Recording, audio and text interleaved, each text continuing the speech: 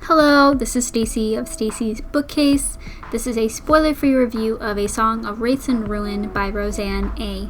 Brown. This is a YA fantasy book that came out this summer. It follows two characters, Princess Karina and Malik, a refugee, during a week-long festival marked by the passing of a comet in the sky. Each must commit murder in order to save someone they love, and they must do it before the comet leaves the sky at the end of the festival. First off, I would like to read a line that I read in the book that I liked a lot.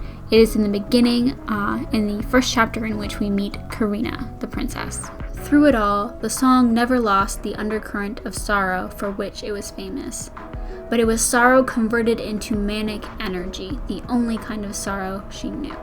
The reason this line stuck out to me is because sorrow and grief are so often depicted as emotions that slow you down, leave you depressed, or staring at walls, or never getting out of bed. But there is another side to them, like a destructive, angry side. Touching on this part of grief really struck a chord with me and made me inclined to like Karina from the outset. I liked both Karina and Malik. There are times I was rooting for both of them, but there were also times I was frustrated with them and their choices. I really dislike when characters misunderstand each other or there's some kind of miscommunication and that is the cause of conflict. It happened a little bit in this book, but I was still able to enjoy it. I enjoyed that Karina wasn't totally irresponsible and hot-headed. She comes off that way at first, but you realize she's also very capable even if she doesn't realize it. Malik is also more clever than he first appears. You almost don't see it at first because he's always doubting and degrading himself. Admittedly, I feel stronger towards Malik's cause than Karina's. I think that's because Karina's goal was less tangible. I was more inclined to believe Malik could accomplish his goal, and I wondered more what the consequences would be if he did. With Karina, I didn't really wonder as much because I never really felt like her goal was realistic. As for other characters in the story, the antagonists were a little gray, which I liked. I wish they had been more gray or that we had seen more of that grayness. For example, there is one character who is trying to become champion of the festival that is going on, and he seems like a total jerk. But then there's a moment when you realize he really believes in the religious and cultural aspect of the champion's position, and I wish we had seen more of that. But I wouldn't be surprised if the author expanded on the grayness of the antagonist in the second book, now that we know who all the players are and what sides they're on. The world in this book is very interesting. It is an African-inspired setting in a matriarchal society, although it seems there is at least one patriarchal group on that continent as well. I don't know a lot about African folklore, and I wonder if any of the creatures described in the books are based on creatures from folklore stories, like Hyena, which reminds me of Coyote from Native American folklore. Another cool aspect of this world is that everyone has an alignment determined for them at birth.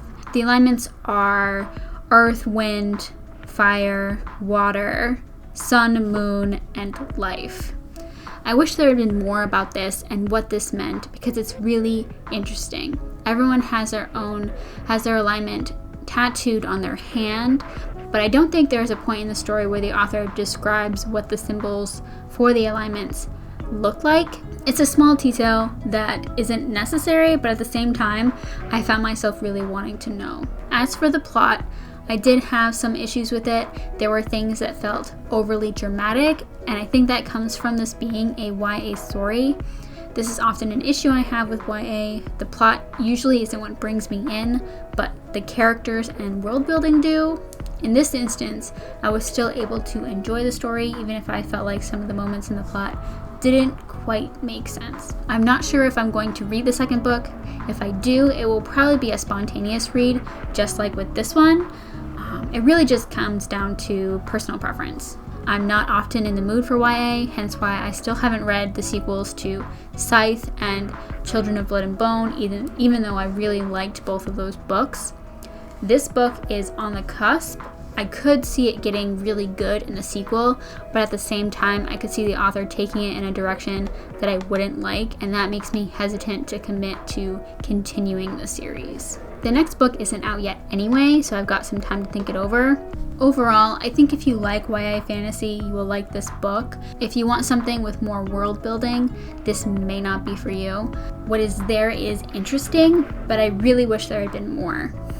Well, let me know what you think. Is this something you're interested in picking up? Have you already read it? What are your thoughts?